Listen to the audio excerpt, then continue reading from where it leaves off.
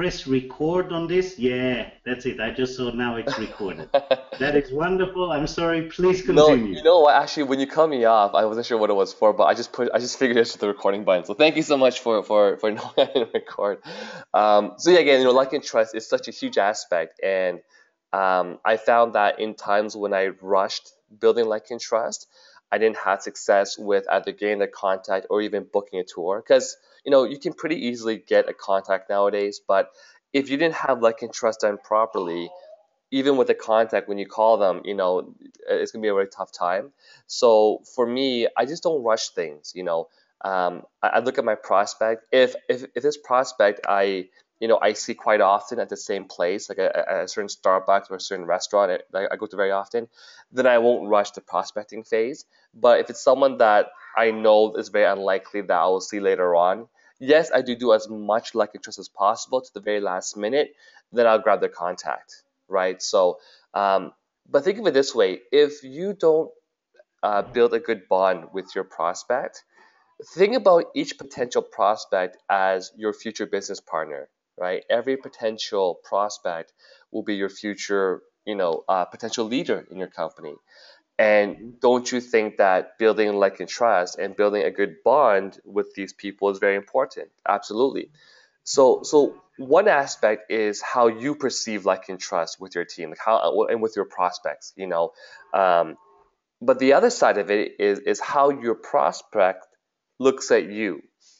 And so that's even more important in some ways, because if your prospect gets the feeling that you're not really genuine, or you're just here for a quick buck, forget about even getting their contact, right? So um, and even recently, I've had a few partners launch in Australia, some in Mexico, some in Malaysia, and a lot of it was actually through online media. So people that I didn't actually meet, sort of face to face, it's more online.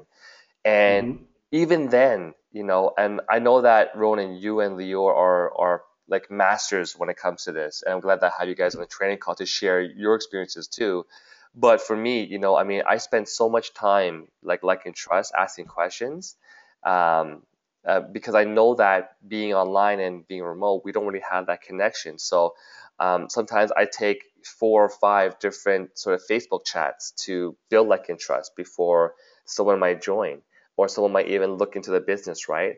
But I think what happens is sometimes people have a conversation initially, and then they might leave some information with that person to look at, but then they just forget to go back and talk to that person.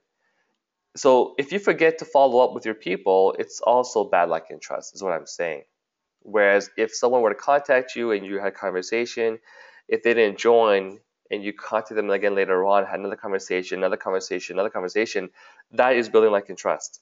So, maybe you can share with us some of, 'cause I know that in some of your cases, you're so patient, you can wait a whole month before showing someone the business, right? Definitely I can wait 6 months if I guess my little tip or my way is first of all to understand the difference between a lead to a contact. And one thing I love about Global Wealth Trade is that I believe when we approach anyone, we should approach them as a contact. So a lead is really a contact with an agenda, and a contact is just someone that we make a conscious decision to keep in touch with once a month and truly find out stuff about their life and grow with them, purely because we understand that only purple trees are really worthwhile bringing into the business. And we know that every one of us is a brown tree or a green tree, as you want to call it, until the time that we're ready to shed our leaf and we become purple. So we know that it is a contact is very valuable to us, not just because we want them to do a business or anything with an agenda at the moment. It's valuable for us to grow and understand them until they become purple. And if we keep that relationship, when they're purple, they will join for their own reason. They will own their business pretty much, and not join because we have taken a purple color and tried to paint the brown tree purple, which is what we do when we use a lead, when we call someone only because we have an agenda. And we always say that we're in a business of helping others. So if we truly want to help others, we shouldn't really be in a hurry. And I guess the whole concept for me of like and trust is I do like and trust with anyone I know in the world, not just because I want to bring them into a business. I'll do like and trust when I talk to my dad or my mom. I do like and trust when I talk to my sister or to any friend. I want to know what's happening with their with the family, what's happening with their heart, what's happening with their jobs, what's happening with their bosses, what's happening, are they remembering to live life and enjoy recreational activity? It's important to know. And of course, I use the system that Ramin created with the green cards and the red cards and the yellow cards to remind me that a green is a contact without agenda. It's just someone that once a month I'm going to be in contact with. And when they are purple, then they will ask me about my business or anything because they're looking for something, and then they will become red. So that is what I do in order to create like and trust, and that is how I do it usually. Back to you, Renee. Oh, again, that's absolutely perfect. And it's funny because when different cultures have different analogies, right? And one analogy that we use, especially with the China team, because it's all in Chinese sayings, is about this apple tree. You can go to an apple tree and basically, what you want is a nice, juicy, red apple, right? A red apple is usually a very, very juicy. It's ripe, and sometimes people go to this apple tree and there's just going to be green apples and there's going to be red apples, right? So the red apples are the juicy ones, green apples are still the the sort of not yet ripe ones, and some people will go and try to bite into a green apple, hoping it's going to taste sweet, but it tastes sour. And the only way to get this green apple to become red, you can't paint it like you said, you cannot you can't pressure it, you can't force it. It's just timing. It's just timing until it becomes red. And so, what Ronan is saying again, and I'm glad you brought it up, Ronan, is same concept. Like, if you're the kind of person that just contacts somebody and then forgets about them for the next 25 years, you just added to why MLM has a bad name.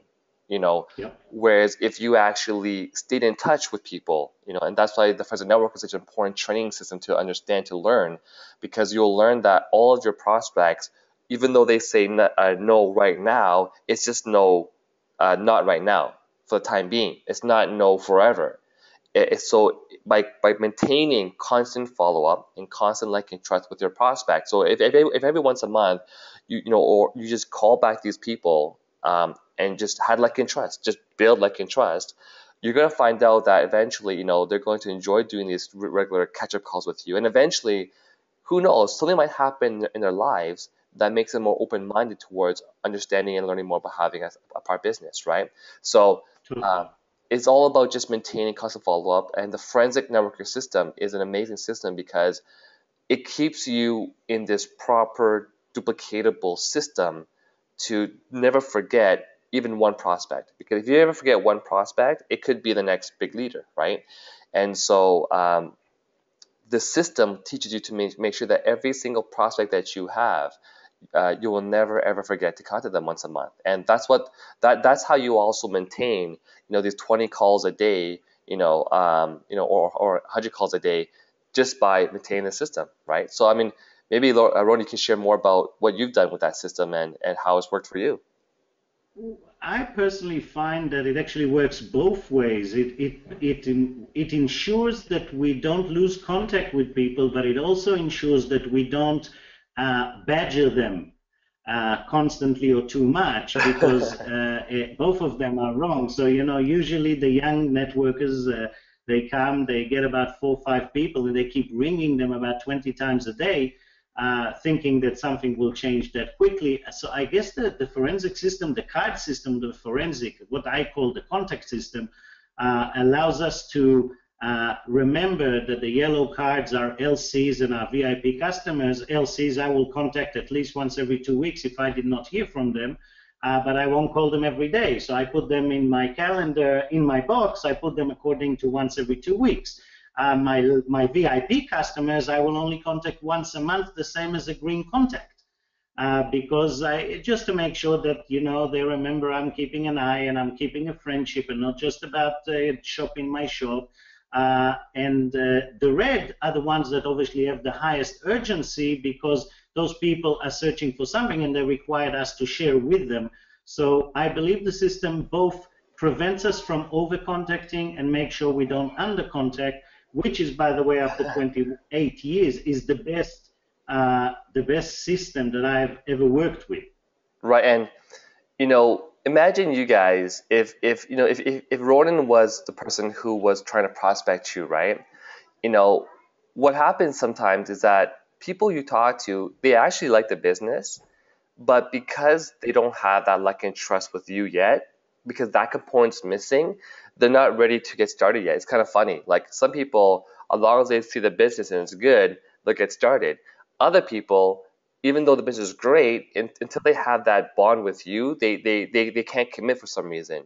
And Yeah. so, I can see so many people who Ronan work with, who are his prospects, might have that kind of same kind of feeling. But because Ronan follow ups with people like once a month and really shows this person that it's a friendship and that he genuinely cares about them, if a year goes by, you can pretty much guarantee that that friendship is now built, right? So if you were that person, you would now become more open to, really hearing more about Ronan, what he's doing, and giving it a chance to hop into his business, right? So, and that maybe can tie into some of our other topics, Ronan, to talk about today. Definitely, Yeah. we will go into the 25. I was just going to raise one more point that maybe you found it a lot in your organizations too. The young starters, they a lot of time come to me and they say, okay, but I have 30 days. I have to sprint now. It's my first 30 days. I don't have time for all this, long conversation and 2 months building relationship and what I tell them, which I wanted to bring up because I want to know what you do, Yes. but what I normally try to explain is that those first 30 days are designed for the closest cycles that we know, our family, our closest friends, people we can practice, make mistakes on, and they'll forgive us. And it's really not people that we don't already develop the like and trust. I Mm-hmm. tell them to still go into 5 minute like and trust with them because it is the natural thing to do, but not to really go and search for cold leads and more things that requires a bit higher level skills. That's my advice. I was very curious to know yours for everybody here to listen and to learn, including myself, Renee. Oh, I'm really glad that you actually brought that up because it's one of the biggest things I've seen, where people get started and then they talk to everyone else except for the closest friends and family, Yes. right? And to me, like I never got that understanding. Maybe because when I first got into GWT, I knew that whenever I shared this with someone else, it's because I was trying to help someone else. And I think it all ties back down to your belief system, right? And again, what's your attitude? If your attitude is thinking that you just want to bring in people and sign them up and have them build the business for you, yeah, you're gonna have that you're gonna be blocked. There's a mental block. You can't talk to people you care about, right? But if you really come from a place where you saw benefit in this, you saw that it's an absolute risk-free opportunity. You saw that people love buying these products already, but now they get a chance to buy it and make some extra income on the side too. And you saw that people out there, that according to government stats, that they can't retire properly upon retirement, and this is a great vehicle to add extra stream of income. And so many different things, right? So if you have that kind of belief in you, then the first person you should be talking to is your friends and family. So Roden's right. When we talk about making your warm 250 list and your hotshot 7, we don't mean, it's not cold 250 list, right? It's a warm 250 list. And the hotshot 7 is not a hotshot cold 7, right? It's your hotshot, hot, right? It's your really close friends and family. So for me, my sister, I was the first person she contacted, and I'd be pissed off if she didn't contact me and she did the business for a whole year, had all the success, all this glamour, and never told me until a year later. I would kill her probably, right? Okay. So it's weird because some people come in and they say, well, I don't want to talk to my friends and family until I make some money. And Which doesn't make sense because none of us would really do business with our enemies. I mean, we'll make business with our friends and family. exactly, right? And to me, I always tell people, look, like when I got started, I didn't have to do that. Like, why would you? Because why would you go the harder way and meet all these, like, cold prospects who, and I mean, it's one thing to go to a networking event and to meet someone and then you have a bit of luck and trust, but sometimes a pure cold contact is even tougher, right? So um, I think if you're that kind of person where you're having a tough time talking to your friends and family, you really need to work on the belief within yourself and the company, within the products, within, there's three aspects, right? Belief in yourself, belief in the industry that we're in, and belief in the company, right? And the company boils down to products, comp plan, leadership, ownership, systems, and all that stuff. Because yeah, so for myself, when I first joined, I looked at my Hotshot 7 and they were all people that I knew. In fact, most of my Hotshot 7 were people that came from my previous business because I knew that they already came from the business, that they were already, their mindset was already open towards network marketing, and that they joined my last company. So, whereas again, some people think that, oh, well, I can't talk to these people in my other company until I'm making money. So it's the same problem we have right now, right? So Definitely. just know that people don't join a business based upon your success. Because if that was the case, every single person I talked to would join like that, right? Every Yep. person that I talk to, I just show my checks, look, join. But it's never based upon that. People don't join you based upon your success. People join you based upon the like and trust that you have with them and whether the company is good. That's it. Which means that, so you're saying basically they will join you because of your energies and because of your level of belief in what you're doing. And if they see that you truly believe in what you're doing, most likely they will find it easier to relate and to join you. Yeah, like why is it that some people can join, have zero experience in the industry? I mean, zero experience, like people like Lior, people like Maria, right? Can come on board and they can enroll like 30 people the first few months, and they're talking to friends and family, right? Yeah. And the reason why is because they're talking to friends and family because they have the biggest luck and trust with them, and they're coming from a place of like really good energy, right? So I think it's so important, like this whole topic today about luck and trust, and really having you look at, if I got you to open up your phone, right, and look at all of the people in your phone, I'm pretty sure that most of you in the call had not even ever attempted to contact half of the people on your phone. And if that's the case, I'm wondering why. Like they're on your phone because you know them for a reason, right? Right? You don't just grab numbers off a yellow page, right? Or like a phone book, right? You have the number because at some point in time you got their phone number, you talk to them, right? Just, if you were on Forensic Network System, you'd just be calling back these people every now and then. Just build like and trust. And eventually this is going to turn into a business presentation, right? So this is the one of the biggest mistakes I've seen when people do is they don't want to talk to people even in their other company because they're scared that, until they have success, right? But again, it all comes down to people join you because they like and trust you, like and trust, and there's opportunity. You do like and trust, the opportunity is done for you. You just gotta build like and trust. That's it. That is a perfect summary of this topic, and I know we sacrificed a bit of other topics today to fit this. We gave it a lot of time purely because we both know how Yes. important that topic is, and we both know that one, people should not be in a very quick hurry to gain all the skills. Sometimes it takes 6 months, sometimes a year to learn how to become better and better at like and trust, but practice makes perfect. So the more effort you put on like and trust, the easier you will find this business to be. Would you agree with that, Renee? Yes, and there's only one way to become more and more better and more efficient and more productive in building like and trust. That is just by doing it. Last night I was going into a meeting and I saw one of our Chinese LCs at the Tim Hortons buying coffee, and he was saying to me, like, Renee, like, I know that I have to expand beyond my warm circle market, eventually, And how do you talk to people? Like, how do you talk to your cold market people? Like, where do you find these people? And I said, they're all around you. They're everywhere you go. They're at the doctor's offices, the dentist, the coffee shops, right?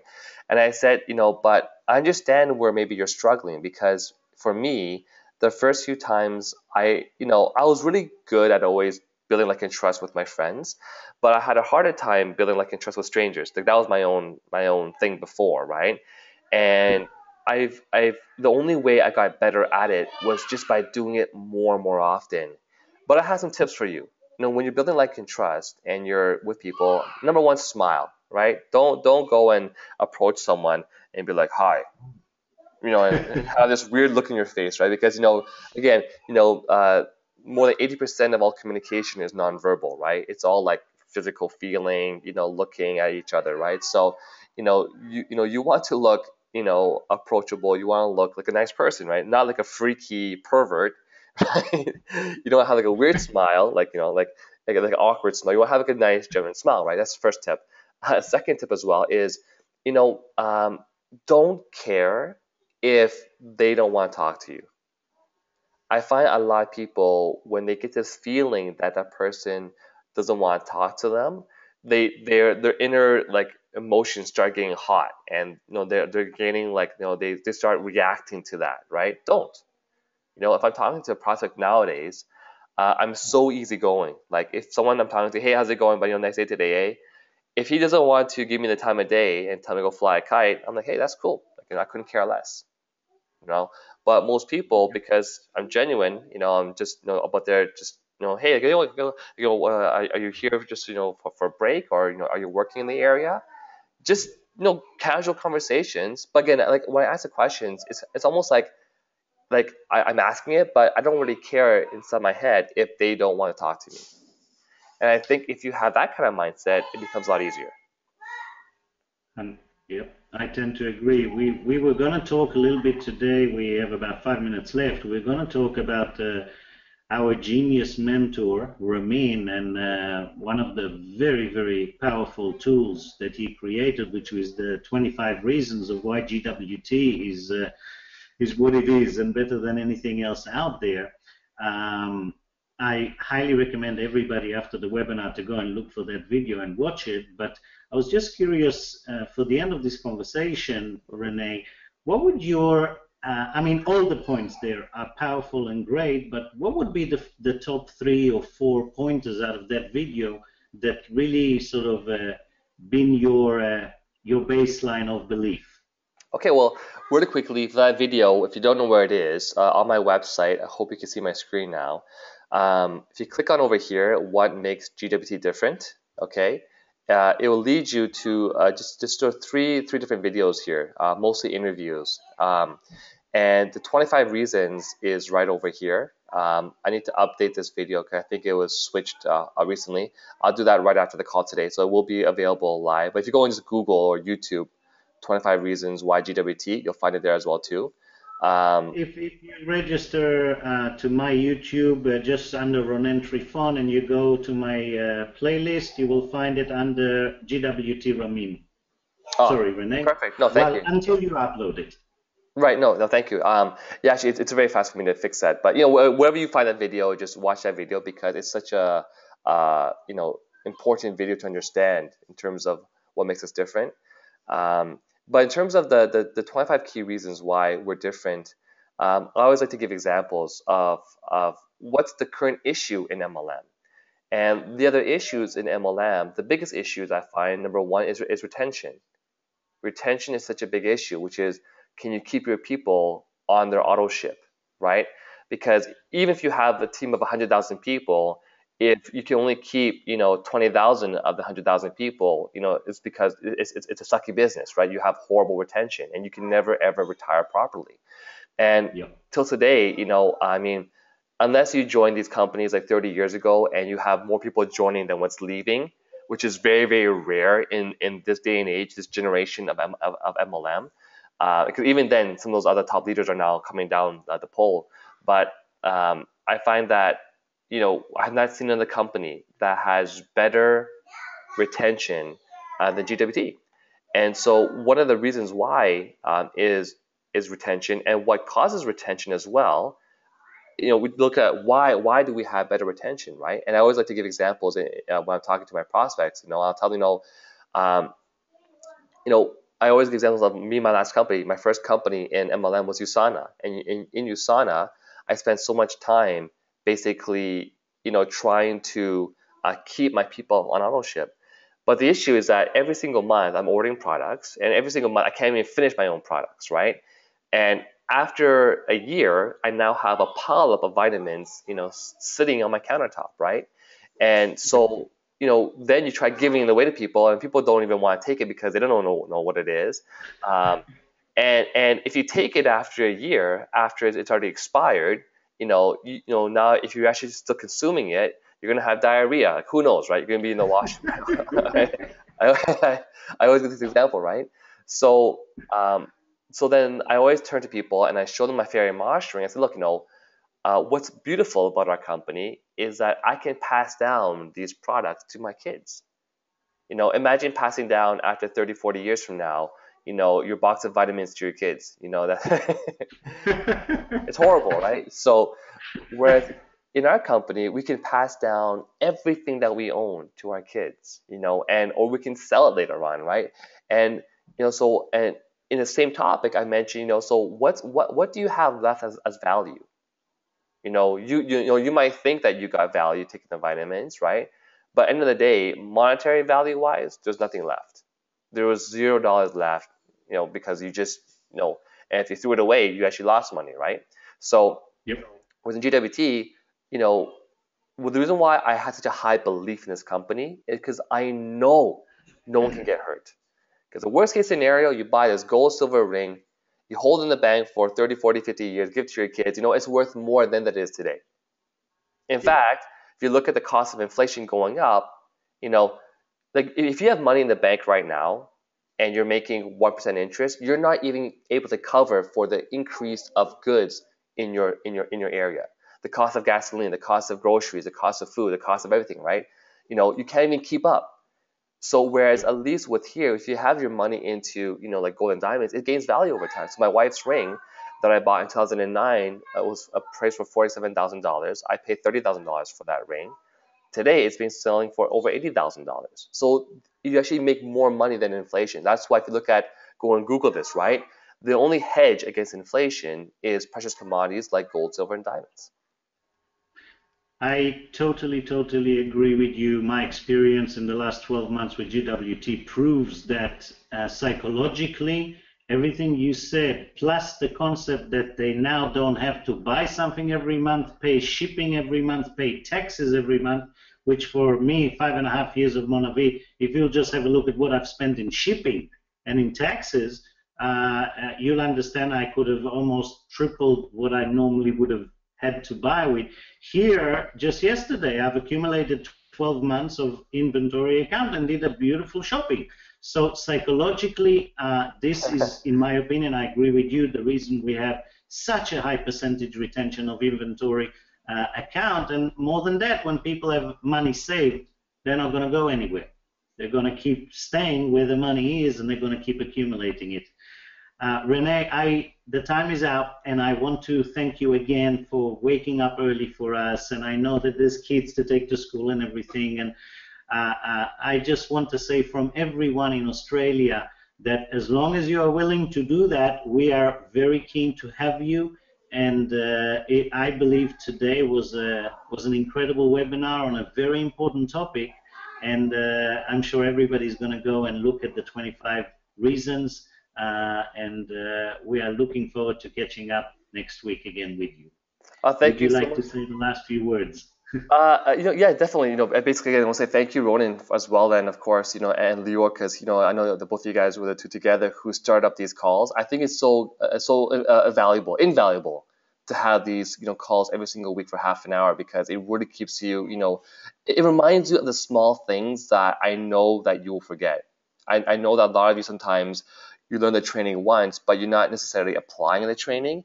And I hope that this training, these trainings really help you, understand and remind you, why you're doing these just make sure you're doing the right things. And so I did already just update as we were sort of talking there, the link to the website. So if you go back to, if you want to see it now, that 25 different product lines is now back on the website there. So it's actually fixed now. So just in case you want to find it over there. And Talk about efficient and fast. thank you, Ronan. Thank you. Okay, well, I guess thank you so much, Ronan, and I gotta get my kids to school. So we'll see you guys same time next week. Thank you very much for your time, and everybody have a wonderful night. Good night, and we'll see you next week.